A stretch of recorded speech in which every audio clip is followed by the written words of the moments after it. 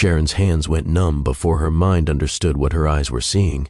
The television glowed in the dim living room, the concert crowd roaring as the camera panned across the very important person section during the break between sets. And there he was, third row. Jordan's profile, unmistakable even in the crowd of beautiful, wealthy people who could afford premium seats at the biggest music event of the season. He was leaning toward a woman Sharon recognized immediately. Brittney, his head of human resources, the woman he talked about at dinner with an enthusiasm Sharon hadn't heard in his voice when he spoke about her in years. The woman who was sharp and strategic and exactly what the company needed. The woman Jordan was kissing, not a brush of lips that could be explained away as friendly or European or misinterpreted by camera angles. A real kiss, the kind that communicates ownership, intimacy, the comfort of bodies that have been close before and will be close again. The camera moved on. The concert continued. The crowd cheered for something Sharon couldn't hear over the static filling her head. She sat frozen on the couch in the home she had maintained and decorated and filled with evidence of a life she thought they were building together. The remote had fallen from her hand at some point. She couldn't remember when. Couldn't remember if she'd made a sound when she saw it, or if the shock had stolen her voice entirely. This was Thursday. Jordan had been out of town since Monday. He'd kissed her goodbye at the door with the distracted affection of someone whose mind was already in the car, on the plane, in the meeting that mattered more than the woman watching him leave. He'd said he'd be back Sunday night. 4 more days. 4 more days before he came home and she had to decide who she was going to be. Sharon had learned patience early, watching her mother wait for a man who was always halfway out the door. Her mother called it dedication. Her sister called it surrender. Sharon had thought it was something more complicated, something noble. A long-term investment in a future that might never pay dividends but felt too costly to abandon once you'd already put in the years. She'd been investing in Jordan since she was 20 years old. 12 years of marriage, 14 years together. Half her life spent shaping herself around the architecture of his ambitions, his schedule, his definition of what their life should look like. And he'd kissed another woman on live television like Sharon didn't exist. Like their marriage was so inconsequential, he didn't even need to be careful. The concert played on. Sharon couldn't move. Her body had gone into some kind of protective shutdown, unwilling to feel what would come if she let the reality penetrate past the shock. She replayed the moment in her mind, the way Jordan had leaned in, the way Brittney had turned her face up to meet him, the ease of it, the familiarity. This wasn't a first kiss. This was the kiss of people who had already crossed every line that mattered, who were comfortable enough to forget they might be seen. How long? That was the question that finally broke through the numbness. How long had this been happening while Sharon managed the house and the schedules and the thank you notes to Jordan's clients and the dinners with his colleagues and all the invisible labor that made his life run smoothly enough that he could build his empire without friction? How long had he been coming home to her after being with Brittney? Sharon's stomach turned. She stood abruptly, moved toward the bathroom, then stopped. She wasn't going to be sick. Her body wouldn't even give her that release. Instead, she felt hollowed out, like something essential had been scooped out of her chest and she was just shell now, just surface. The worst part, the part that made her want to sink into the floor and disappear, was that she'd known something was wrong. She'd felt Jordan pulling away over the past 6 months, felt his attention shifting, felt the way he lit up when he talked about Brittney's strategic thinking, her insight into people, her ability to see 3 steps ahead in ways that made the company more efficient and profitable. Sharon had noticed all of it, and she'd told herself she was being paranoid, insecure. That marriage required trust, and trust meant not interrogating every late night at the office, every business dinner, every time Jordan checked his phone and smiled at something Sharon wasn't included in. She'd silenced her own instincts, because being the suspicious wife felt worse than being the woman whose husband was slowly disappearing into someone else's orbit. And now here she was, holding proof that her instincts had been right all along, and somehow that felt worse than being wrong. Sharon looked around the living room. Fresh flowers on the table that she'd arranged this morning. Throw pillows positioned just so. Books on the coffee table that Jordan would never read, but that made the room look cultured and intentional. Every detail calibrated to create an environment of effortless beauty, as if their life simply ran this smoothly by accident. As if Sharon's constant attention and adjustment were invisible, unnecessary, the natural order of things. She'd read once that trauma doesn't arrive as a single moment, but as the shattering of the story you've been telling yourself about your life. The moment itself is just information. The real damage is realizing that everything you believed was built on sand. Sharon had believed Jordan loved her. Not passionately, maybe. Not with the intensity he'd had when they first met. But steadily, foundationally. The kind of love that lasted because it was woven into the structure of daily life. She'd believed that her patience would eventually be rewarded. That when the company stabilized, when Jordan had time to breathe, he would turn toward her with his full attention and see everything she'd given. Everything she'd sacrificed. Her career, her visibility, her identity as anything other than his wife. She'd believed in an unspoken contract, invest now, receive later, support him through the building years, and eventually, he would support her. The kiss on the television screen, those 3 seconds that had already happened, that she could never unsee, shattered that entire narrative. Jordan wasn't waiting to have time to love her properly. He'd already found someone else to give his attention to. Someone who existed in his world of achievement and power. Someone who made him feel successful rather than obligated. And the most devastating part was how little he'd tried to hide it. If he'd loved Sharon enough to care about protecting her dignity, he would have been careful. He would have at least had the decency to conduct his affair in private. But he'd kissed Brittney in the very important person section of a televised concert, which meant one of two things. Either he was so arrogant he thought he'd never be caught, or he was so indifferent to Sharon's feelings that getting caught didn't matter enough to make him cautious. Sharon didn't know which possibility was worse. She picked up her phone, put it down, picked it up again. Her sister's number was right there, Rebecca's too. One call and she'd have people telling her what to do, how to feel, what this meant. One call and the story would become real in a way it wasn't yet, locked inside her head where she could still pretend she'd misunderstood what she'd seen. She didn't call anyone. Instead, Sharon walked upstairs to the bedroom she shared with Jordan. His side of the closet was half empty, his suits and dress shirts in a hotel room across the country. Her side was full, organized, all the clothes she wore to blend into the background of his life. She opened his nightstand drawer, pulled out his iPad that he sometimes forgot to take on trips. It was unlocked. Jordan had never been worried about Sharon looking at his things. Why would he be? She was patient, trusting, accommodating. She didn't snoop or interrogate or demand explanations. She waited for him to share what he wanted to share and accepted what he chose to withhold. She'd thought that made her mature. Now she wondered if it had just made her easy to betray. The email app opened to his inbox. Sharon scrolled, not sure what she was looking for. Proof, maybe. Or absolution. Some explanation that would make the kiss make sense. What she found was worse than dramatic love letters or explicit messages.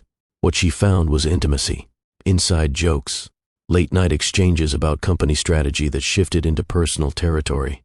Messages from Brittney thanking Jordan for listening, for understanding, for seeing her in ways her husband didn't. Messages from Jordan saying he felt the same way. That talking to Brittney made him remember what it felt like to be excited about someone, to feel matched instead of accommodating. Accommodating.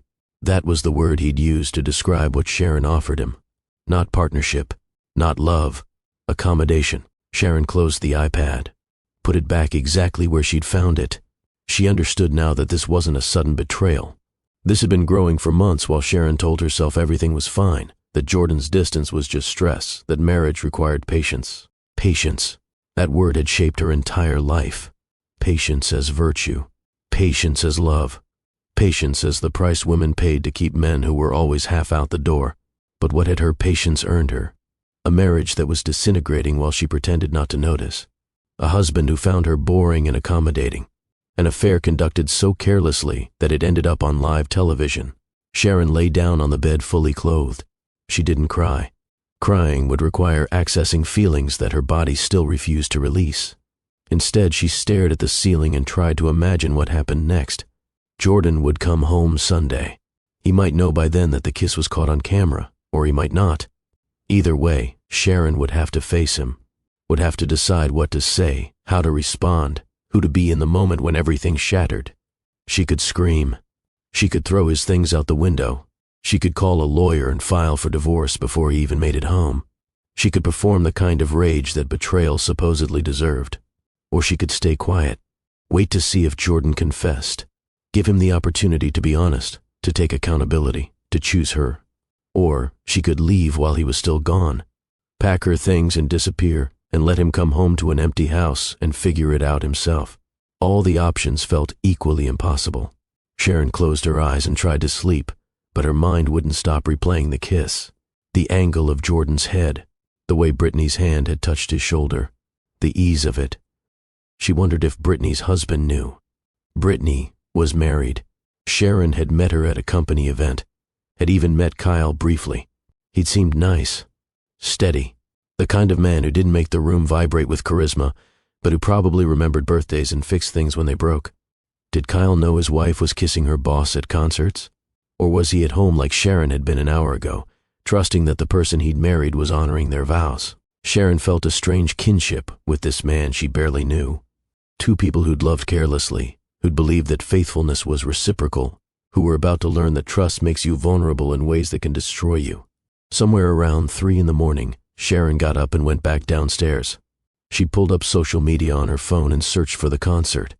Found the footage easily. Someone had already clipped the VIP section and posted it with commentary about celebrity sightings. And there, in the comments, someone had tagged Jordan's company. Someone else had identified Brittney. Someone had written, "Isn't he married?" So it was public, not widely viral, but visible enough. People who knew Jordan professionally would see. People who knew Sharon would see. The humiliation wasn't just private. It was broadcast to anyone who cared to look. Sharon felt something crack open in her chest. Not tears. Something harder. Something that felt like the beginning of clarity. Jordan had humiliated her publicly. Had taken her dignity and crushed it on live television without even thinking about the consequences for her. That was the boundary Sharon hadn't known existed until it was crossed. Jordan could take her time, her labor, her accommodation. He could take her career and her social identity and her dreams of being seen. But he could not take her dignity.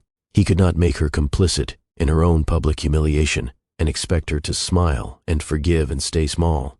Some part of Sharon that had been sleeping for years woke up in that moment. She didn't know yet what she was going to do, but she knew she wasn't going to perform the role of patient, forgiving wife just because that was what everyone expected. Jordan had rewritten their story without her permission. Now she was going to write the next chapter herself. The house was completely silent. Sharon sat in the dark living room as Friday morning light started filtering through the curtains. She hadn't slept. Wasn't sure she'd sleep again until this was resolved, whatever resolution looked like. Her phone buzzed. A text from Rebecca. "Did you see the concert footage? Call me when you can." So Rebecca knew, which meant other people knew, which meant Sharon's private devastation was about to become public knowledge whether she wanted it to or not. She didn't call Rebecca back. Not yet. She couldn't bear to hear the pity in her friend's voice, couldn't bear to be told what to do, couldn't bear to perform her pain for an audience. Instead, Sharon did something she hadn't done in years. She made a decision without considering how it would affect Jordan. She called her bank and transferred half the money from their joint account into an account in only her name, not to punish him, not yet, but to protect herself. To make sure that when the confrontation came, she had resources he couldn't freeze or control or use as leverage. Then she called a lawyer whose name Rebecca had mentioned once, years ago, when another friend was getting divorced. The receptionist answered on the 3rd ring. Sharon's voice was steady when she asked about scheduling a consultation. "I need to understand my options," Sharon said. "My husband is having an affair and I'm not sure yet what I want to do about it, but I need to know what's legally possible." Saying it out loud made it real in a way it hadn't been before. "My husband is having an affair." The words felt foreign in her mouth, like she was speaking about someone else's life. The consultation was scheduled for Monday, 3 days away. Sharon thanked the receptionist and hung up. She still didn't know if she was going to file for divorce, but she was done making decisions from ignorance, from powerlessness, from the assumption that her only choice was to accept whatever Jordan decided their marriage should look like. Information was power. Sharon was going to gather as much of it as she could before Jordan came home and tried to control the narrative. Friday passed in a blur. Sharon moved through the house like a ghost, seeing everything differently. The kitchen she'd renovated to Jordan's specifications. The office she never entered because it was his space. The guest room that no one ever used because they didn't have guests often enough to justify the square footage. Every room was a monument to choices Sharon had deferred to Jordan. Colors he preferred. Furniture he selected. Art he approved. She'd told herself she didn't care about these things, that supporting his vision was easier than negotiating every decision. Now she saw it for what it was, erasure, the slow disappearance of her preferences, her taste, her presence in a home that was supposed to belong to both of them. Saturday, Sharon forced herself to eat. Toast that tasted like sawdust, coffee that made her stomach turn. Her body was rejecting nourishment the way her mind was rejecting the reality of her situation. She took a shower and stood under the water until it ran cold, trying to wash away the feeling of being contaminated by Jordan's choices. But the feeling clung to her skin, settled into her bones. By Saturday evening, Sharon had made one decision with absolute clarity. She was not going to explode when Jordan came home. She was not going to cry or scream or throw things or give him the satisfaction of seeing her destroyed. If Jordan wanted to see what Sharon looked like broken, he was going to be disappointed. Instead, she was going to wait, watch, see if he confessed on his own, give him the opportunity to be honest, to take accountability, to choose her. And if he didn't, when he didn't, she would know exactly who she'd married. Not the man she'd hoped he was, but the man he'd actually been all along. Sunday came. Jordan's flight was supposed to land at 6. He'd be home by 7:30, accounting for traffic. Sharon cleaned the house even though it was already clean. She needed something to do with her hands, some way to burn the nervous energy that was making her feel like she might vibrate out of her own skin. At 7, she changed into comfortable clothes. Nothing that looked like she'd tried, nothing that looked like she was performing for him, just herself, stripped of the elaborate costume of being Jordan's wife. At 7:25, she heard his key in the lock. Sharon was sitting on the couch when Jordan walked in. He had flowers in one hand, expensive takeout in the other, already performing the role of attentive husband returning from a business trip. He kissed her cheek, the same casual affection he always offered. Nothing in his expression suggested guilt or awareness that anything had changed. "Hey babe, you look tired. Long week?" Sharon's voice was steady. "It was fine. How was the trip?" Jordan launched into a detailed account of meetings and negotiations and a deal that was almost closed. He talked while unpacking the takeout in the kitchen, while arranging the flowers in a vase, while pouring wine she didn't remember asking for. He talked and talked and talked, filling the space with his own narrative, leaving no room for Sharon to speak. She watched him perform normalcy, watched him lie through omission, through misdirection, through the assumption that she was still the accommodating wife who would accept whatever version of reality he presented. Finally, he paused, looked at her directly for the first time since walking in. "You're quiet tonight. Everything okay?" This was the moment. Sharon could tell him what she knew, could confront him with the footage, with the emails, with all the evidence of his betrayal, could force the confrontation right here, right now. Instead, she said, "I'm just tired. It's been a long week." She used his own words back at him, watched something that might have been relief flash across his face. He believed her. Of course he did. Sharon had never challenged him, never interrogated him, never made him work for her trust. Why would tonight be any different? "You should go to bed early," Jordan said, already looking at his phone. "I have a few emails to catch up on." He kissed her forehead, disappeared into his office, left her sitting alone with uneaten takeout and flowers that felt like props in a play she hadn't auditioned for. Sharon sat very still. She'd just given Jordan the opportunity to confess, to come clean, to choose honesty, and he'd walked right past it without even noticing. That told her everything she needed to know. Jordan came to bed around midnight. Sharon pretended to be asleep. He settled on his side of the mattress without touching her, without checking if she was actually sleeping or just avoiding him. Within minutes, his breathing deepened. He was asleep, comfortable, unburdened by guilt or awareness. Sharon lay awake in the dark and felt the full weight of her marriage's failure settle over her. Monday morning, Jordan left for the office at 6:30 like always.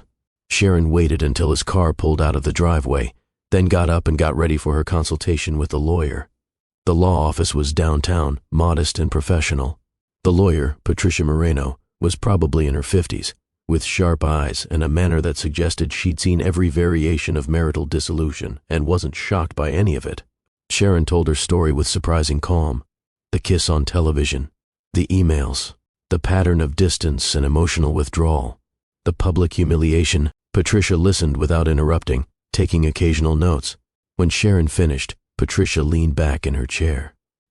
"What do you want?" The question caught Sharon off guard. "I'm not sure yet. That's why I'm here." "Let me rephrase. Do you want to save the marriage or end it?" I don't know. Patricia nodded. That's a valid answer, but here's what you need to understand. You have leverage right now. The affair is documented. There's public evidence. If you decide to divorce, you're in a strong position for a favorable settlement. And if I decide to stay, then you need to establish clear terms. This can't go back to how it was before. If you stay, it has to be because he's earned it, not because you're too afraid to leave. Sharon felt something shift in her chest. Too afraid to leave. Was that what she was afraid? Or was she just conditioned to believe that leaving meant failure, that a good woman was supposed to fight for her marriage no matter what it cost her? I need time, Sharon said. I need to see if he's capable of real change. Patricia's expression was neutral. That's your right, but while you're figuring it out, I'd recommend you continue protecting your assets. Document everything. Keep records of his whereabouts, his communications with the other woman. If this goes to divorce, you'll want evidence. Sharon left the office with a folder full of information about her legal rights, her financial options, her possible futures. She sat in her car in the parking garage and realized she felt more solid than she had in days. Not better, not healed, but less like she was disappearing. Knowledge was power. Strategy was power. And Sharon was done being powerless in her own life. That evening, Jordan came home and asked about her day. Sharon mentioned running errands, meeting a friend for coffee. She didn't mention the lawyer. Jordan accepted her answer without question. Why wouldn't he? Sharon never lied to him. Never had reason to. But she was lying now. Through omission. Through misdirection. Using the same tactics he'd been using on her for months. And Sharon discovered something surprising. She didn't feel guilty. Tuesday morning, Rebecca called. Sharon finally answered. I've been worried sick about you. Did you see the footage? Have you talked to Jordan? I saw it. We haven't talked about it yet. Rebecca's voice sharpened. What do you mean you haven't talked about it? Sharon, he was kissing another woman on live television. What's there to talk about? You need to leave. It's more complicated than that. It's not complicated. He cheated. You deserve better. You leave. Sharon felt a flash of irritation. Rebecca meant well, but she was doing exactly what Sharon had feared, reducing a 12-year marriage to a simple equation with an obvious solution. I appreciate your concern, Sharon said carefully, but I need to handle this my own way. Which is what? Pretending it didn't happen? No, I'm figuring out who I am and what I want before I make any permanent decisions. Rebecca sighed. Just promise me you're not going to let him gaslight you into thinking this is somehow your fault. I promise. They hung up. Sharon felt exhausted. Navigating other people's expectations was almost as draining as navigating Jordan's betrayal. Wednesday, Sharon did something she hadn't done in years. She went to a yoga class. Not because she particularly liked yoga, but because she needed to be in her body, to feel herself existing in space, to remember that she was more than just the hollow shell Jordan's affair had left behind. The class was hard. Her muscles shook. Her mind wandered. But for 90 minutes, she focused on nothing but breath and movement, and it was the first peace she'd felt since Thursday night. Thursday, exactly 1 week since the concert, Jordan mentioned casually over dinner that he was planning a dinner party for his executive team. Weekend after next, nothing too formal, just key people, probably 8 or 10 total. Sharon's fork paused halfway to her mouth. Who's coming? Jordan rattled off names. CFO, head of operations, lead developer. And then casually, like it didn't matter. Brittney, obviously. She's been essential to the recent growth. Sharon felt the room tilt slightly. Jordan wanted to bring the woman he was having an affair with into their home. Wanted Sharon to cook for her, host her, smile at her. The audacity of it was almost impressive. Sharon could refuse. Could tell Jordan absolutely not, that he'd lost the right to bring Brittney into their home the moment he kissed her at that concert. But some instinct told her not to refuse. Told her that seeing Jordan and Brittney together, in Sharon's own space, would tell her things she needed to know. Okay, Sharon said. Jordan looked up, slightly surprised. Really? You don't mind? Why would I mind? She watched him process that question. Watched him decide that her easy agreement meant she didn't know, didn't suspect, didn't see. He smiled. Thanks, babe. I know hosting is a lot of work, but you're so good at it. You're so good at it. Translation, you're so good at invisible labor that makes me look successful. Sharon smiled back. Of course. That night, lying in bed while Jordan scrolled through his phone beside her, Sharon made a decision. She was going to host the dinner party. She was going to be the perfect hostess. And she was going to watch Jordan and Brittney with absolute clarity, no longer filtering what she saw through hope or denial. She was going to see the truth of her situation, and then she was going to decide what to do about it. Friday, Sharon went shopping for the dinner party. She bought expensive ingredients, good wine, fresh flowers. She was going to make this dinner party flawless. Not for Jordan, for herself, because she needed to prove to herself that she could hold power silently, that she could perform grace while seeing everything clearly, that she could be strategic instead of reactive. Saturday, Sharon ran into Jordan's mother at the grocery store. Linda hugged her, asked how she was doing, mentioned that Jordan seemed stressed lately. "He works so hard," Linda said. "I'm glad he has you to take care of him." Sharon felt the familiar script pulling at her. She was supposed to agree, to affirm that taking care of Jordan was her purpose, to accept the role of support system for a man who was betraying her. Instead, she said, "Jordan's very capable of taking care of himself." Linda blinked, surprised. "Of course, I just meant, you're such a good wife." "I try to be a good partner. It's supposed to go both ways." The conversation ended awkwardly. Sharon walked away feeling guilty for disrupting Linda's comfortable narrative, then angry at herself for feeling guilty. How many times had she swallowed her own reality to make other people comfortable?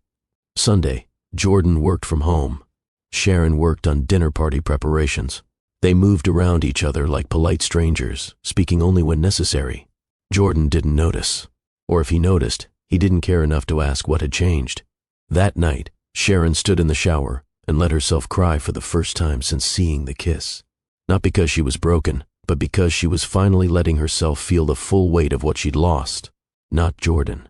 She'd lost Jordan months ago, maybe years ago. What she'd lost was the story she'd been telling herself about her life.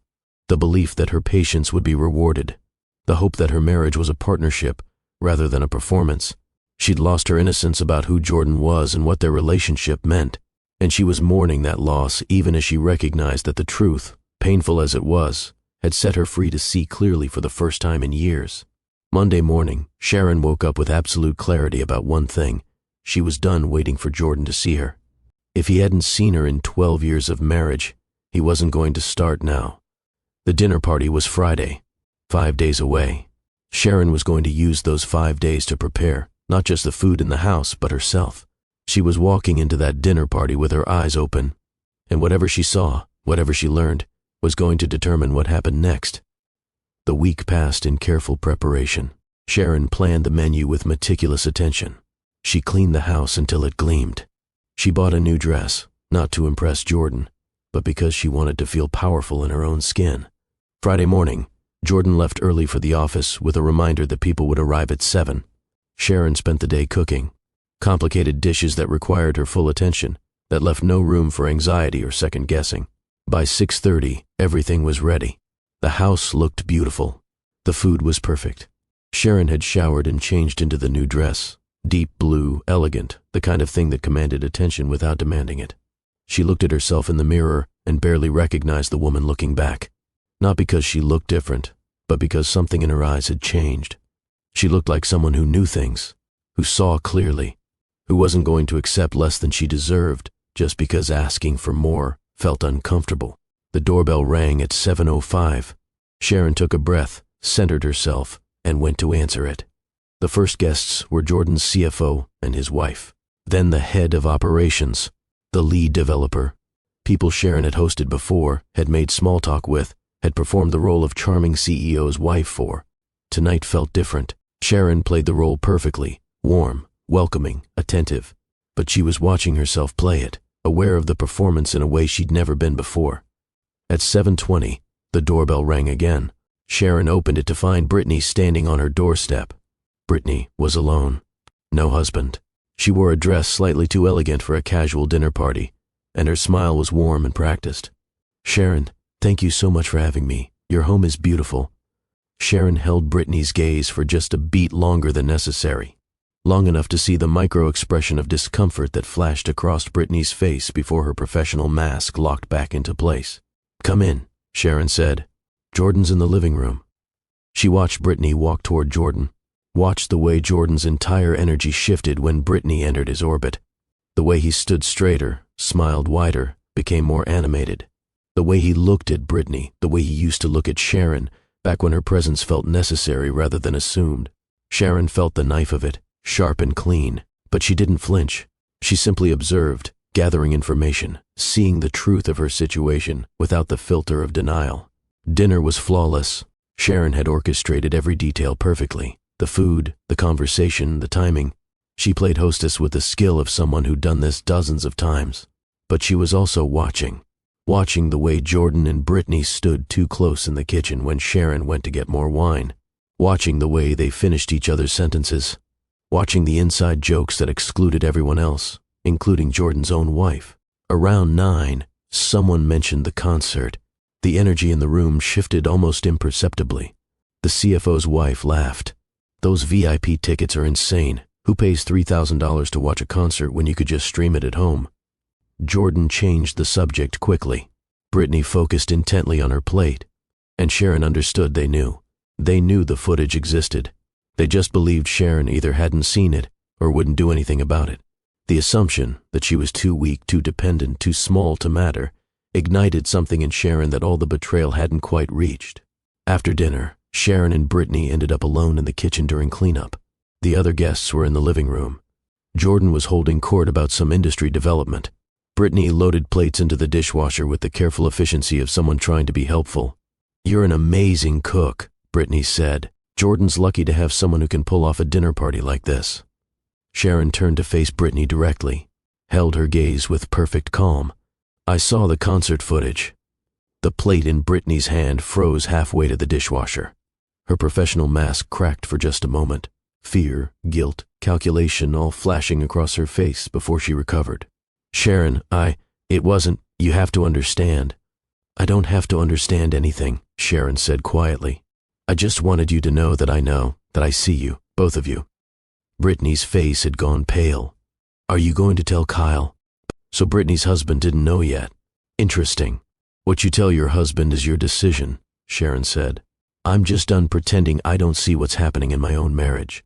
She walked out of the kitchen, leaving Brittney standing alone with her guilt and fear. The rest of the evening passed in a blur. Sharon played perfect hostess until the last guest left at 11:30. Brittney had left early, claiming a headache. Sharon had smiled and said she hoped Brittney felt better soon. Jordan was in high spirits. "That went really well. Everyone was impressed. You did an amazing job." Sharon looked at him. This man she'd spent 12 years loving, shaping herself around, believing in. This man who could stand in their home surrounded by evidence of her labor and care and not see her at all. "Jordan," she said quietly, "I saw the footage from the concert." His face went through a rapid progression of emotions. Confusion, realization, panic. "Sharon, babe, it's not what it looked like. It looked like you kissing Brittney. Is that not what it was?" Jordan's panic was visceral. "It was a mistake. I was drunk. It meant nothing. Brittney means nothing. You have to believe me." Sharon felt strangely calm watching him spiral. "How long?" "What? How long have you been having an affair with her?" We're not. It was just that one time." "Don't lie to me anymore. I read your emails. I know this has been going on for months." Jordan's face crumbled. He looked genuinely devastated, which might have moved Sharon once. Before she learned that devastation and remorse are not the same thing, that people can be destroyed by consequences while feeling no actual accountability for their choices. "Please," Jordan said, "please don't leave me. I'll do anything. I'll fire Brittney. I'll go to therapy. I'll do whatever you want. Just please don't leave." Sharon stood very still. This was the moment when she had to decide who she was and what she would accept. The old Sharon, the one who'd learned patience as passive endurance, would have crumbled at his begging, would have believed that his desperation proved his love. But the new Sharon, the one who'd spent 2 weeks building infrastructure for her own autonomy, saw something different. She saw a man panicking about losing what he'd taken for granted. A man motivated by fear of consequences, not by genuine understanding of what he'd destroyed. "I'm not leaving," Sharon said. "Not yet." Jordan's relief was palpable. "Thank you. God, Sharon, thank you. I promise I'll make this right. I'm not finished." Sharon's voice was steady. "I'm staying because I need time to make a decision from clarity, not from pain. But this is what's going to happen. You're moving to the guest room. You're going to answer my questions honestly. We're going to counseling, and you will have no contact with Brittney outside of what is absolutely required professionally." Jordan nodded frantically. "Yes, anything. I'll do anything. And if at any point I decide you're not capable of real change, I'm filing for divorce, and when I leave, it will be final. Do you understand?" "I understand. I swear, Sharon, I'll prove to you that I can be the husband you deserve." Sharon didn't believe him, but she needed to see for herself if transformation was possible, or if Jordan was just performing remorse until things went back to how they were before. She needed to know if she was staying from strength or from fear, and the only way to know that was to give him a real opportunity to change and see what he did with it. "Move your things to the guest room tonight," Sharon said. "We'll talk more tomorrow." She walked upstairs, leaving Jordan standing in the living room looking shell-shocked. In the bedroom, Sharon sat on the edge of the mattress and felt the full weight of what she'd just done. She'd stayed. She'd given Jordan another chance, and she had no idea if that made her strong or weak, wise or foolish. But she knew one thing with absolute certainty. She wasn't the same woman who'd sat on this couch 2 weeks ago watching her husband kiss another woman. That woman had been disappearing for years, making herself smaller, silencing her needs, believing that patience was the same as love. This woman, the one sitting here now, understood something crucial. Patience without boundaries was just suffering, but patience with moral clarity could be powerful. Sharon had drawn a line. She'd named her terms. She'd taken control of the narrative. And whatever happened next would be her choice, not something that happened to her while she waited for someone else to decide her worth. That was power, real power, the kind that didn't need to announce itself because it was rooted so deeply in truth that it was unshakable. Sharon lay back on the bed, her bed now, not theirs, and closed her eyes. She didn't know what tomorrow would bring, didn't know if Jordan was capable of becoming the partner she deserved, didn't know if this marriage could be saved or if she was just delaying the inevitable, but she knew who she was now, what she would and wouldn't accept, what she owed herself, and what she was willing to offer another person who'd shown her exactly how little he valued her dignity. And that knowledge, painful and clarifying and absolutely certain, was the beginning of everything. The guest room door closed behind Jordan that night, and Sharon heard the click of it like the sound of a boundary being enforced. She'd drawn a line. Now she had to see if Jordan was capable of respecting it, or if he would simply wait for her resolve to soften and everything to slide back to how it was before. She didn't sleep well. Her body wasn't used to having the bed to herself, wasn't used to the silence of a room that held only her breathing. But there was a strange relief in it too. She didn't have to perform relaxation or pretend she wasn't devastated. She could just be, alone with her grief and her clarity. Morning came too early. Sharon heard Jordan moving around downstairs, the familiar sounds of him making coffee and checking his phone. When she came down at 7, he was sitting at the kitchen table looking like he hadn't slept either. "I made coffee," he said, tentative, like he wasn't sure what the rules were anymore. "Thank you." They sat across from each other in silence. The silence felt different now. Not comfortable, not companionable, loaded with everything unsaid, everything broken. Finally, Jordan spoke. "I called Brittney this morning, told her she needs to resign." Sharon looked up. "I told you I didn't want you to fire her just to make yourself look better." She agreed it was the right move, for everyone. She's going to submit her resignation today, effective in 2 weeks. Sharon studied his face. He looked earnest, relieved to have taken action, like this solved something fundamental. But it didn't. Brittney leaving didn't address why Jordan had betrayed Sharon in the first place. It just removed the visible evidence of his failure. "We need to find a marriage counselor," Sharon said. "Someone who specializes in infidelity. I already looked some up. I can call today, get us in as soon as possible." His eagerness would have touched her once. Now it just made her tired. Jordan was good at taking action, at solving problems, at managing crises. But transformation wasn't the same as crisis management. Transformation required sitting with discomfort, examining yourself honestly, changing patterns that had existed for years. Sharon wasn't sure Jordan was capable of that kind of work, but she was going to give him the opportunity to prove her wrong. The first therapy session was the following Wednesday. The therapist, Dr. Reeves, was a woman in her 60s with kind eyes and a manner that suggested she'd heard every variation of marital dysfunction. She asked them each to describe what brought them to therapy. Jordan launched into his version first. He'd made a terrible mistake. He'd gotten too close to a colleague. He'd crossed a line he never should have crossed. He was committed to rebuilding Sharon's trust and saving their marriage. Dr. Reeves listened without expression, then turned to Sharon. "What's your version?" Sharon took a breath. "My husband had an affair with his employee. I found out when I saw them kissing on live television at a concert. When he came home, he didn't confess. He acted like nothing had happened. It took me confronting him for him to admit anything." Dr. Reeves nodded. "What do you want from therapy?" "I want to understand if my marriage is salvageable, if Jordan is capable of real change, or if he's just performing remorse until I forgive him and everything goes back to normal." Jordan flinched. I'm not performing anything. I genuinely want to fix this." "Then let's talk about what fixing this actually means," Dr. Reeves said. "Jordan, what do you think went wrong in your marriage that made the affair possible?" Jordan hesitated. "I was working too much. I was stressed. Brittney understood the pressure I was under in ways that—" He stopped, realizing how that sounded. "In ways that Sharon didn't?" "Dr." Reeves prompted. "No, I just meant Brittney worked with me, so she got it, the day-to-day stress.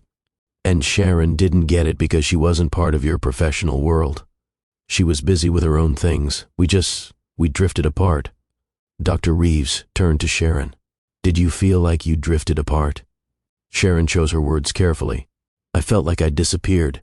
I'd spent years supporting Jordan's career, managing our home, making his life run smoothly, and somewhere in that process, I stopped being a person to him. I became a function, something that was supposed to be there, like electricity or running water." Jordan looked stricken. "That's not true. I never thought of you that way." "Then how did you think of me?" The question hung in the air. Jordan struggled to answer. Finally, he said, "You're my wife, my partner. What does that mean to you?" "Doctor," Reeves asked, "what does Sharon contribute to the partnership?" Jordan listed things. Sharon was supportive, patient. She took care of everything at home so he could focus on work. She was low maintenance, didn't demand a lot of attention. Dr. Reeves looked at Sharon. "How does it feel to hear yourself described that way?" "Like he's describing a very efficient personal assistant, not a wife." The session continued, excavating years of imbalance and unspoken resentment. By the end, Sharon felt wrung out but oddly validated. Someone with professional authority had witnessed Jordan's inability to see her as a whole person, his tendency to value her only for what she provided him. That validation mattered more than she'd expected. In the car on the way home, Jordan was quiet.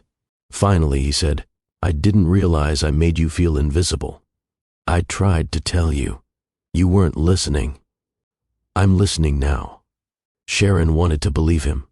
But listening in crisis wasn't the same as listening as a practice, as a way of being in relationship. Jordan was capable of intense focus when something was on fire. The question was whether he could sustain that attention once the immediate threat passed. The next few weeks settled into an uncomfortable routine. Jordan slept in the guest room. They had therapy every Wednesday. He came home from work earlier, asked about Sharon's day, tried to engage with her life in ways he hadn't in years. Sharon watched it all with detached curiosity. Jordan was trying. She could see the effort. But effort and transformation weren't the same thing. She also noticed the things that hadn't changed. Jordan still talked more than he listened. He still framed his long hours and emotional distance as sacrifices he'd made for their financial security. He still subtly suggested that Sharon's hurt feelings were less important than his professional stress. In their fourth therapy session, Dr. Reeves asked Jordan to name what he valued about Sharon, what he saw as her strengths, what he admired. Jordan struggled. He talked about Sharon being supportive, being patient, being easy to live with. What about her intelligence? "Doctor," Reeves prompted.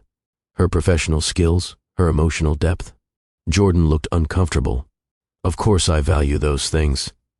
"Can you give me a specific example of how Sharon's intelligence has influenced your life together?" Jordan couldn't. He fumbled for words, tried to describe times Sharon had given him advice, but couldn't come up with concrete examples, because he'd never asked for her advice, never valued her perspective, never seen her as an intellectual equal. Dr. Reeves turned to Sharon. "What do you need from Jordan?" Sharon's list was heartbreaking in its modesty. She wanted to be seen, to be asked about her thoughts and feelings, to have her contributions acknowledged, to be treated as an equal partner rather than support staff. "Those feel like reasonable needs," Dr. Reeves said. "Jordan, do you think you can meet them?" "Yes," Absolutely. But Sharon heard the defensiveness underlying his answer. Jordan didn't think he should have to meet needs that felt to him like criticism of how he'd been showing up. He thought Sharon's expectations were unfair, that she was asking too much. That night, Sharon lay in bed alone and admitted something to herself. Jordan was capable of guilt. He was capable of fear. He was capable of performing the motions of remorse. But he wasn't capable of the humility required for real transformation. He couldn't deconstruct his own narrative of success and superiority enough to see how he'd diminished her. He couldn't sit with the discomfort of recognizing that he'd been a bad partner, not just made a bad choice. The affair wasn't an aberration. It was the logical outcome of 12 years of treating Sharon as secondary. Sharon realized she was probably going to leave.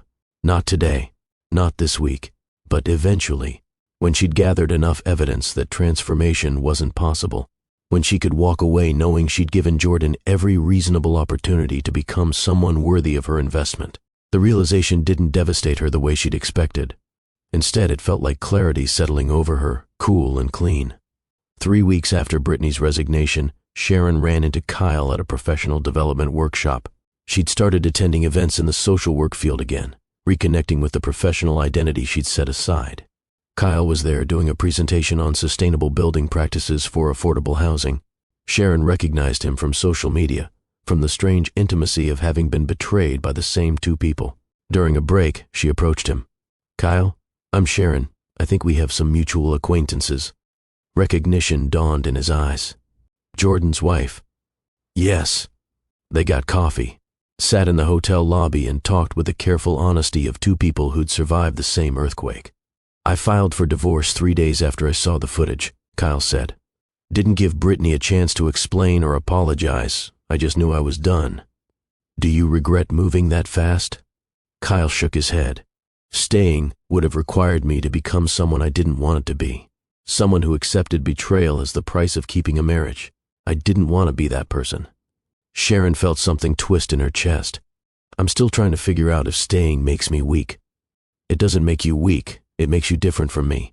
You and Jordan have more history. Maybe that's worth fighting for." Kyle paused.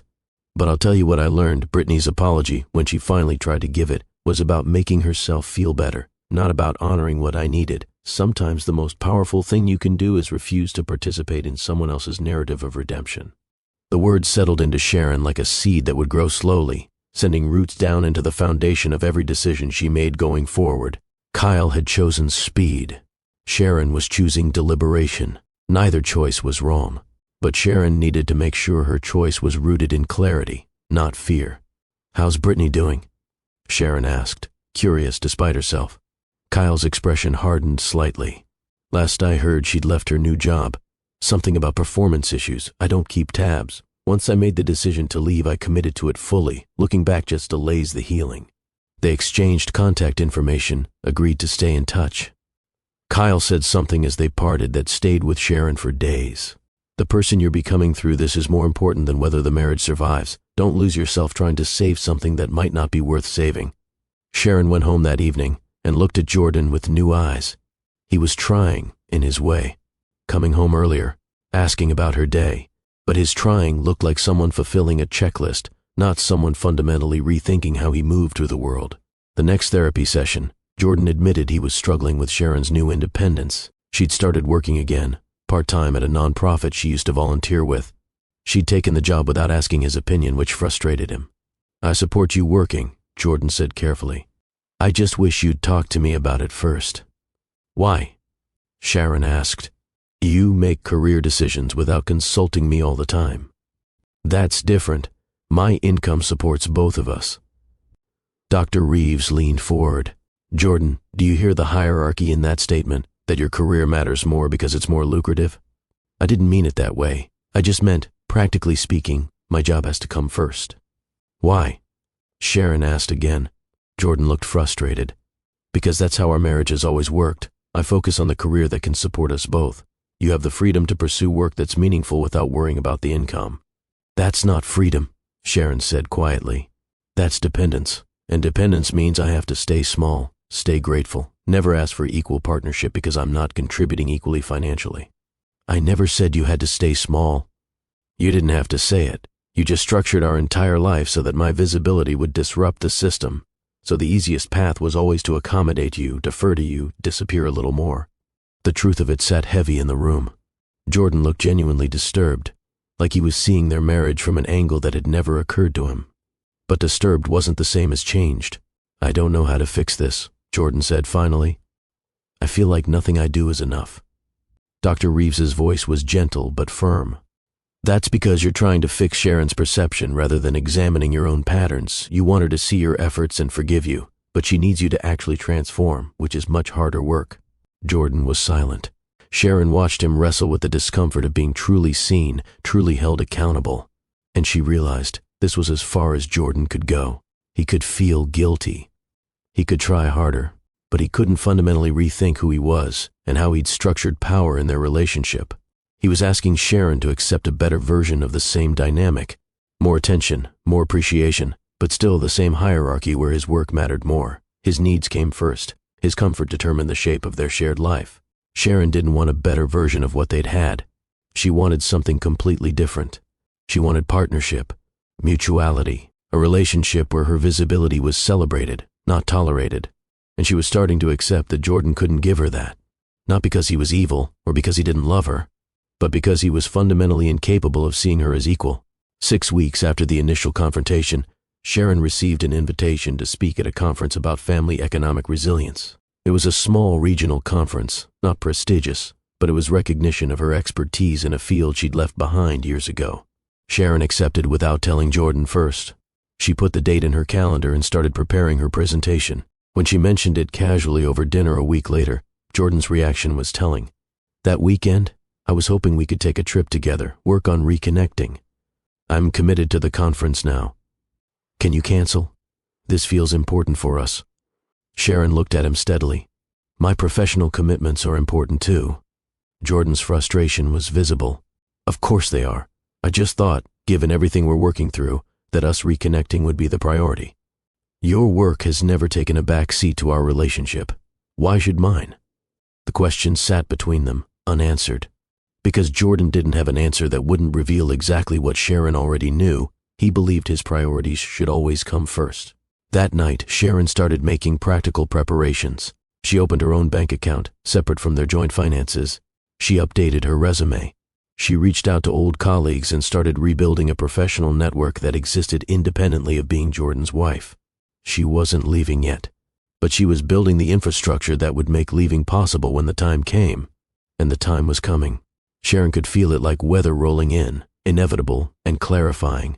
The conference was in 3 weeks. Sharon prepared her presentation with a kind of focus she hadn't felt in years.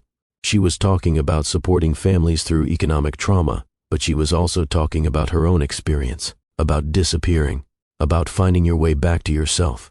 The work felt meaningful in a way that decorating the house and hosting dinner parties never had.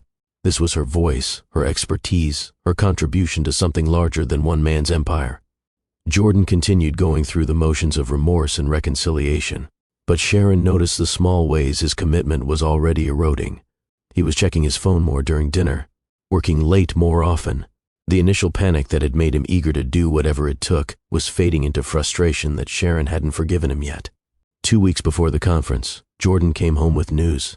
His company had been invited to present at an industry conference, the same weekend as Sharon's conference. It's a huge opportunity, Jordan said.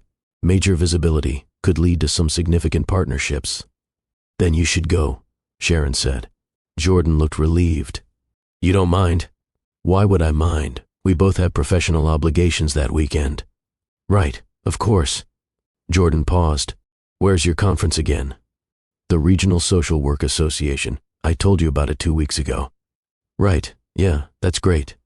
But Sharon could tell Jordan had already forgotten, had filed it under things that didn't really matter because they weren't attached to significant money or status. She felt something settle in her chest. Not anger, just clarity. Jordan would never see her work as important as his, would never see her as a whole person with ambitions and capabilities that existed independently of him. She'd given him weeks of therapy, weeks of opportunity to demonstrate real change, and he was already sliding back to his default patterns. The marriage was over. Sharon knew it with the kind of certainty that doesn't require questioning. She just needed to get through the conference, prove to herself that she could stand on her own professionally, and then she would file for divorce. The decision, once made, brought a strange peace. Sharon moved through the next 2 weeks with clarity and purpose. She finalized her presentation. She prepared for the conference. She continued therapy with Jordan because she'd committed to the process, but she was no longer invested in the outcome. Jordan attended his industry conference and barely asked about Sharon's. When they both returned home Sunday evening, Jordan was animated, talking about connections he'd made, opportunities that were developing. Sharon let him talk, let him narrate his own importance.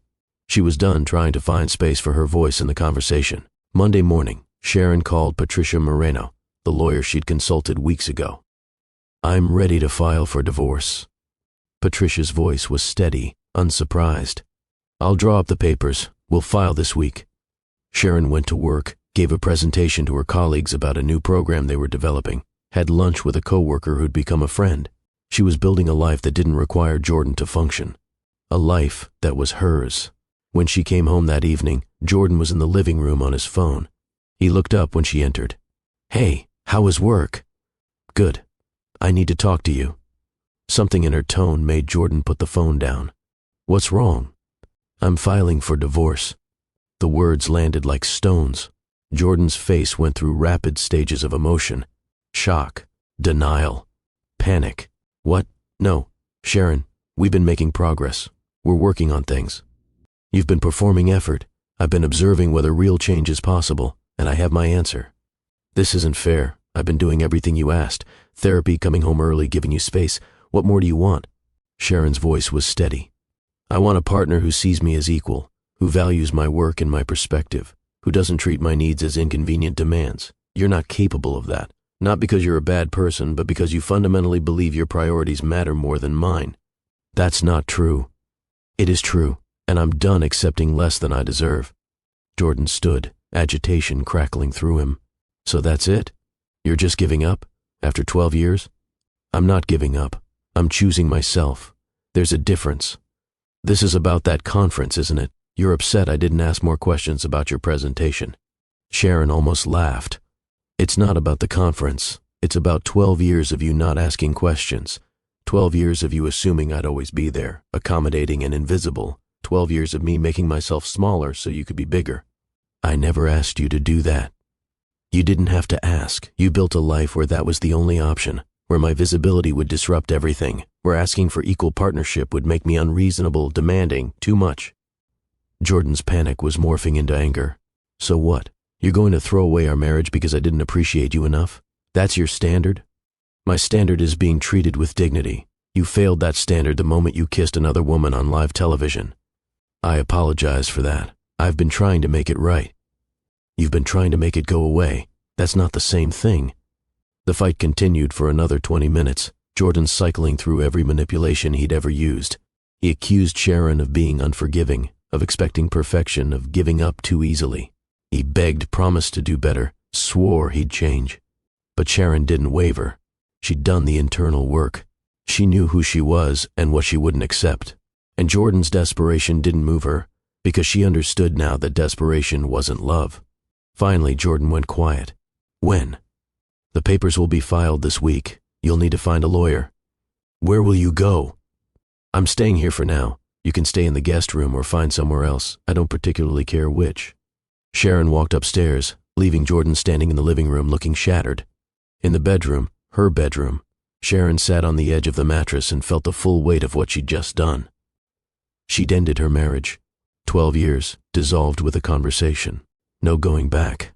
She waited for the panic, the regret, the voice that would tell her she'd made a mistake. It didn't come. Instead, she felt light, unburdened, like she'd been carrying a weight so long she'd forgotten what it felt like to stand up straight. The next morning, Jordan was gone before Sharon woke up. He'd left a note on the kitchen counter. "I'm staying at a hotel for a few days. I need space to process this. I still think you're making a mistake, but I can't force you to see it. I hope you find whatever it is you think you're looking for." The note was classic Jordan. Even in acknowledging defeat, he had to position himself as the reasonable one. Sharon as the one making an emotional mistake she'd eventually regret. Sharon crumpled the note and threw it away. Word spread quickly. Jordan told his family. Sharon told hers. Within days, their entire social circle knew. The responses were predictable. Some people admired Sharon for leaving. Others thought she was being unforgiving. Still others whispered that she'd never find anyone better, that leaving a successful man over one mistake was foolish. Sharon learned to tune out other people's interpretations. They didn't live in her marriage. They didn't know what she'd endured, what she'd tried, what Jordan had proven himself incapable of. Their opinions were irrelevant. Rebecca called, fierce and supportive. "I'm proud of you. This took so much courage." Sharon's sister called, worried. "Are you sure about this? Jordan's a good provider. You're not getting any younger." Their mother called, disappointed. "Marriage takes work, Sharon. You can't just give up when things get hard." Sharon listened to all of it and felt nothing. Other people's expectations had governed her life for too long. She was done performing for an audience. 2 weeks after filing for divorce, Sharon attended a fundraising gala for the organization she worked for. She went alone, wearing a dress that made her feel powerful, carrying herself with the kind of presence that comes from knowing exactly who you are. People approached her carefully, aware that she was in the middle of a public divorce. Some expressed support. Others avoided her entirely, uncomfortable with the messiness of marital failure. Sharon handled both reactions with grace. She wasn't performing the role of victim or survivor.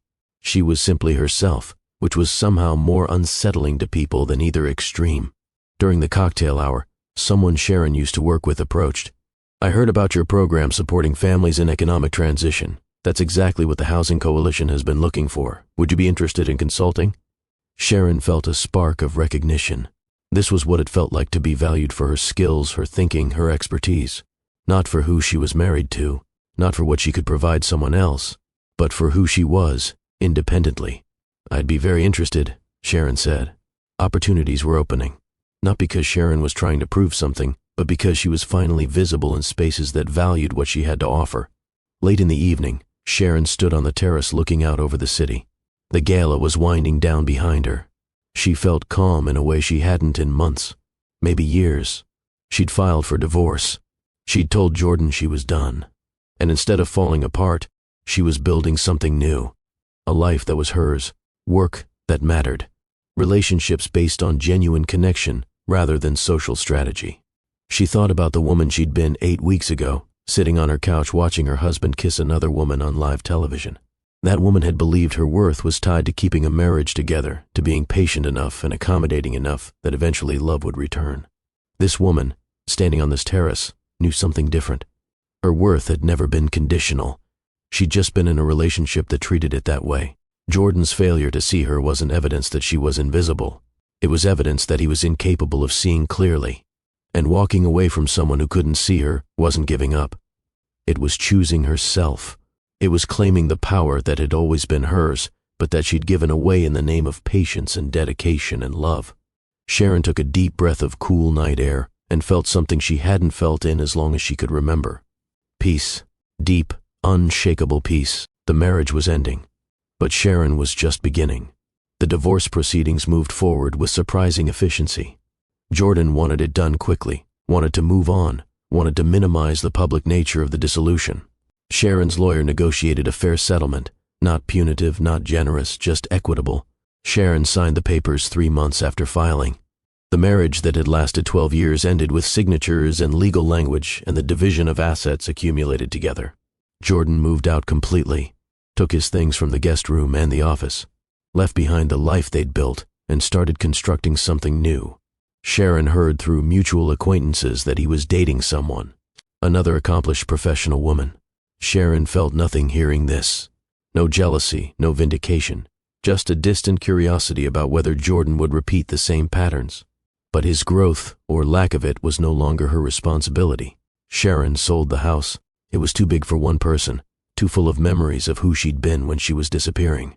She bought a small condo closer to downtown, decorated it entirely to her own taste, created a space that reflected her rather than accommodating someone else.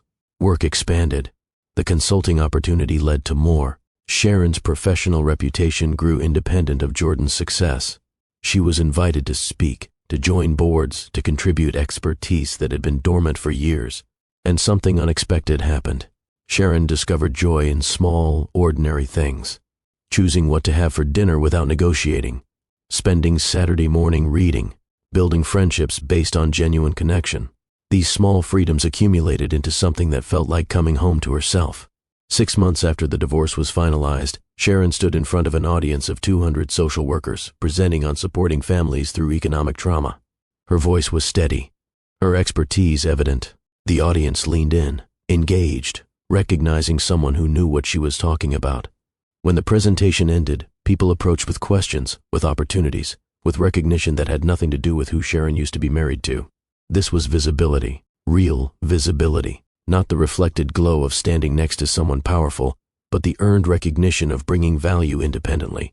Sharon drove home that evening feeling complete in a way she'd never felt in marriage. She wasn't half of something. She was whole on her own. The woman who'd learned patience as passive endurance was gone. In her place was someone who understood that real power comes from knowing with absolute clarity what you will and will not accept. Sharon had discovered something crucial. You can be patient and powerful. You can give someone a genuine chance and still leave when they prove unworthy of it. You can honor your commitments and still honor yourself. The choice between staying and leaving isn't simple. But when you make that choice from clarity rather than fear, from self-knowledge rather than other people's expectations, it becomes the right choice regardless of which path you take. Sharon had chosen herself, and that choice, more than anything else, had set her free. Let me tell you something about power that took Sharon years to understand. Real power isn't loud. It doesn't announce itself. It doesn't need revenge or public vindication to prove it exists. Real power is quiet. It's the woman sitting in her living room at 3 a.m, her world shattered, making the conscious choice not to react from pain. It's the woman who gives her betrayer every opportunity to transform while building the infrastructure to leave if he fails. It's the woman who walks away not because she's destroyed, but because she's clear. You just watched Sharon's journey.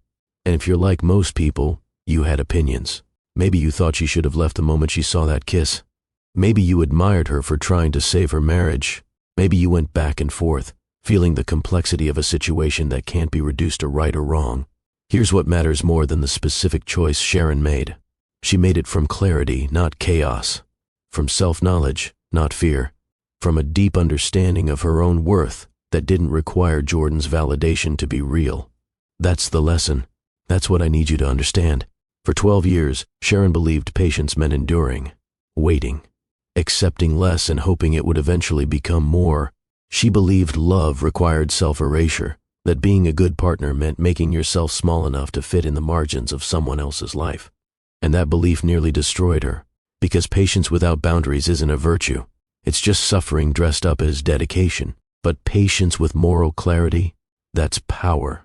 That's the capacity to stay present with yourself while refusing to accept treatment that violates your dignity. That's the strength to give someone a genuine chance while simultaneously building the foundation to leave if they waste it.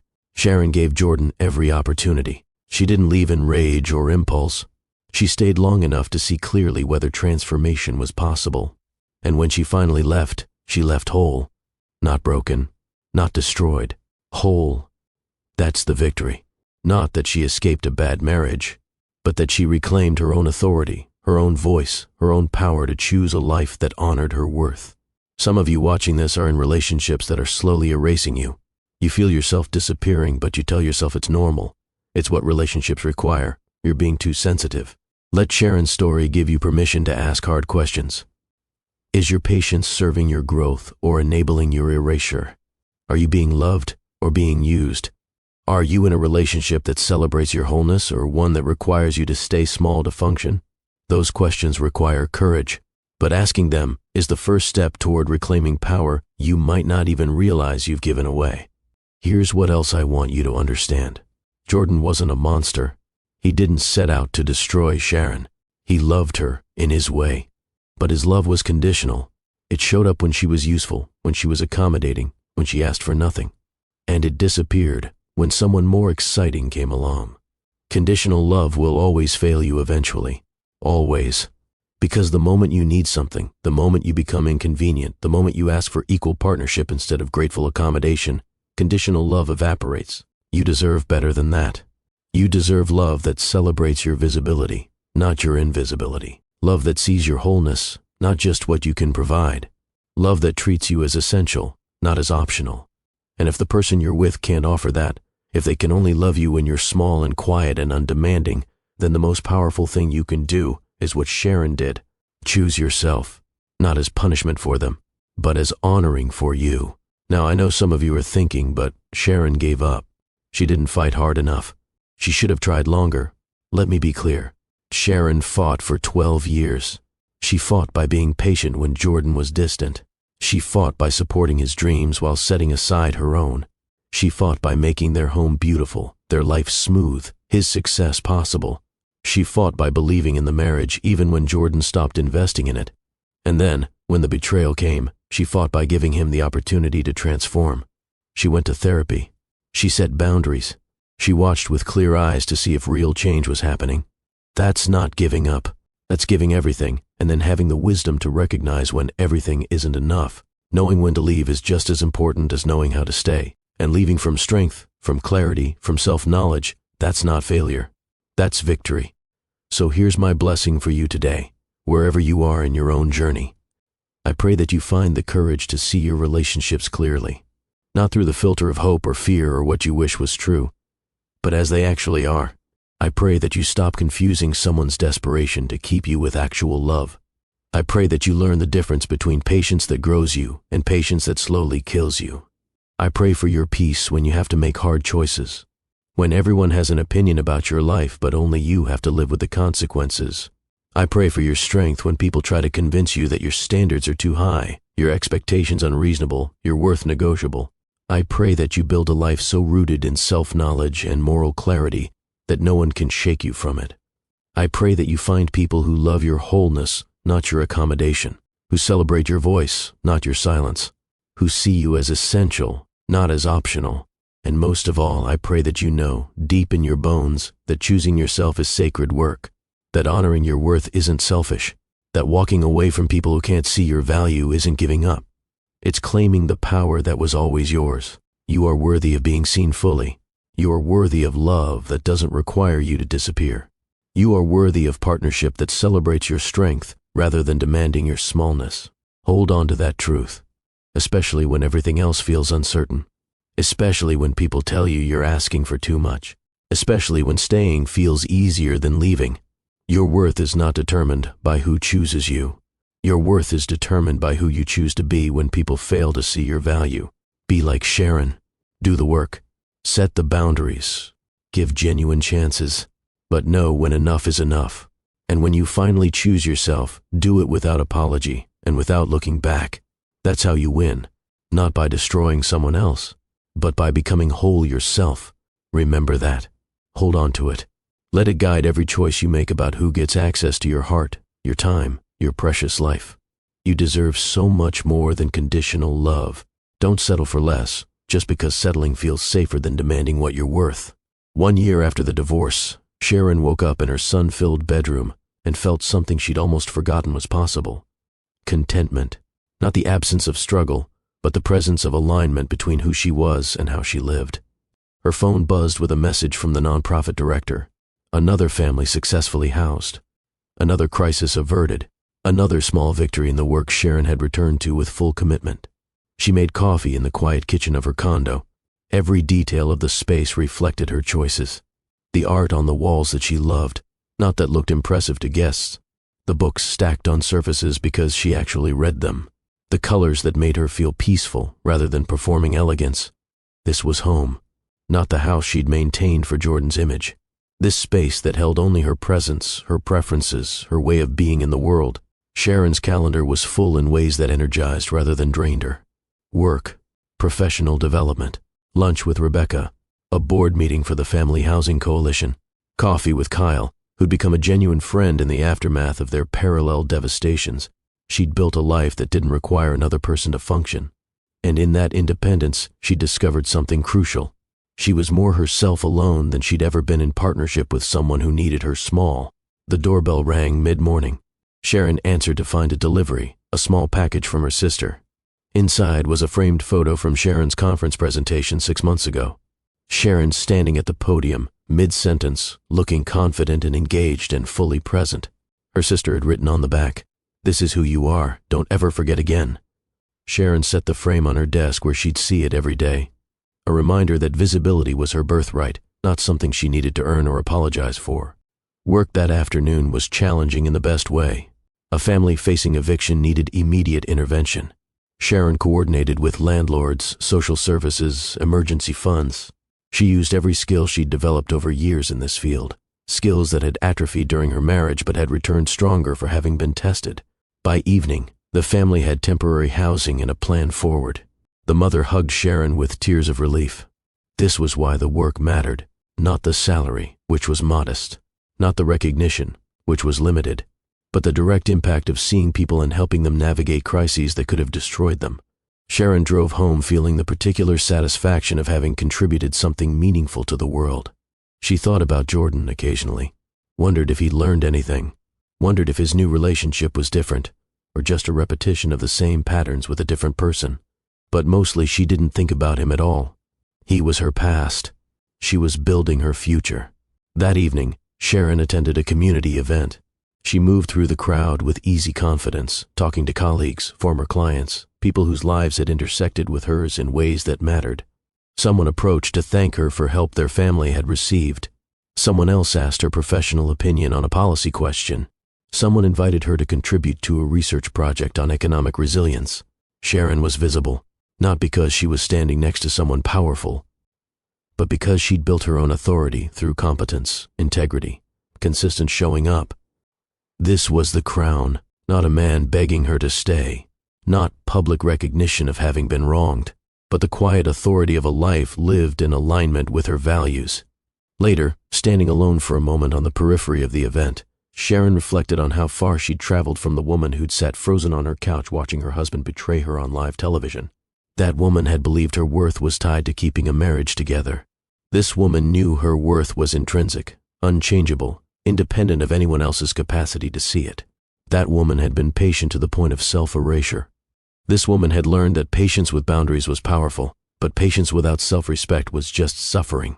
That woman had believed love required sacrifice of self. This woman knew that real love celebrated wholeness, not accommodation. The journey between those two versions of herself had been devastating and clarifying in equal measure. Sharon wouldn't wish the pain on anyone, but she also wouldn't trade the wisdom she'd earned through it. She'd learned that moral clarity is more valuable than being right, that leaving can be just as courageous as staying, that the most important relationship you'll ever have is with yourself. She'd learned that some people are capable of loving you only conditionally, and that their limitation isn't your responsibility to fix. Most importantly, she'd learned that choosing yourself isn't selfish. It's the most sacred work you can do. Sharon left the event and drove home through the city she was learning to navigate as a single woman rebuilding her life. The future was uncertain in ways it hadn't been when she was married, but uncertainty from a place of self-knowledge felt infinitely better than certainty from a place of erasure. At home, Sharon changed into comfortable clothes and sat on her small balcony with a book and a glass of wine. The evening was cool and quiet. She had nowhere to be, no one to accommodate, no role to perform. She was just Sharon, whole and visible and free. And that, more than anything else, was the victory. Not that she'd escaped a bad marriage, not that Jordan had faced consequences, but that she'd reclaimed herself, that she'd remembered who she was beneath the years of making herself smaller, that she'd chosen a life that honored her worth rather than accepting one that diminished it. Sharon closed her eyes and felt gratitude wash over her, not for the betrayal, but for what the betrayal had forced her to see, for the clarity that had come from devastation, for the woman she'd become through the fire of having to choose herself when no one else would. She was grateful for the courage to leave, grateful for the patience to do it right, grateful for the moral clarity that had guided her through the hardest decision of her life. And she was grateful to be here, now, on the other side of the storm, standing in her own light. Sharon opened her eyes and looked out at the city lights. Somewhere out there were other women sitting in living rooms watching their worlds crumble. Women wondering if they had the strength to leave. Women questioning whether their worth was real or just something they'd imagined. Sharon hoped her story would reach them somehow, hoped they would see that survival is possible. That clarity comes, that the woman you become through choosing yourself is worth every hard conversation, every moment of doubt, every person who judges your decision. She hoped they would learn what she'd learned, that you can be patient and powerful, that you can give someone every chance and still leave when they waste them all, that you can honor your commitments while also honoring yourself. And she hoped they would remember, in their darkest moments, that their worth was never conditional, that it didn't depend on who chose them or who stayed or who finally saw their value. Their worth, like Sharon's, was intrinsic, unshakable, theirs to claim the moment they decided they were done accepting less than they deserved. Sharon lifted her glass in a silent toast, to the woman she'd been, who'd done her best with the understanding she had, to the woman she was becoming, who was learning to trust her own wisdom above everyone else's opinions, and to every woman who would come after, who would face her own moment of choosing between patience that diminished and power that elevated. May they all choose themselves. May they all find their way home to their own worth. May they all discover that the most powerful thing you can do is refuse to disappear. Sharon finished her wine and went inside. Tomorrow would bring new challenges, new opportunities, new moments to practice choosing herself. But tonight, she was at peace, whole, visible, free, and that was everything. If Sharon's story touched your heart, if you saw yourself in her struggle or found hope in her transformation, I want to invite you into a community of people who believe stories matter. Subscribe to Billionaire's Romance Stories by Dennis. This is where we go deep, where we tell stories that honor your intelligence and your heart, where we explore the complex emotional architecture of relationships, power, dignity, and the courage it takes to choose yourself. Every story I share is crafted to feel real, to respect your experience, to give you characters who struggle the way real people struggle and find victory through internal transformation, not external revenge. Hit that subscribe button right now. Turn on notifications so you never miss a story, because the next one might be exactly what you need to hear in exactly the moment you need to hear it. And share this with someone who needs Sharon's truth, someone who's wondering if they have the strength to leave, someone who's confusing patience with self-abandonment, someone who needs permission to choose themselves. Your story matters. Your worth is real. Your choice to honor yourself is sacred. I'll see you in the next story. Until then, take care of your heart, protect your peace, and remember, you are worthy of being seen, of being loved, of being valued exactly as you are. Thank you for being here. Thank you for listening. Thank you for believing that your emotional truth deserves to be witnessed and honored. Subscribe to Billionaire's Romance Stories by Dennis, and let's continue this journey together.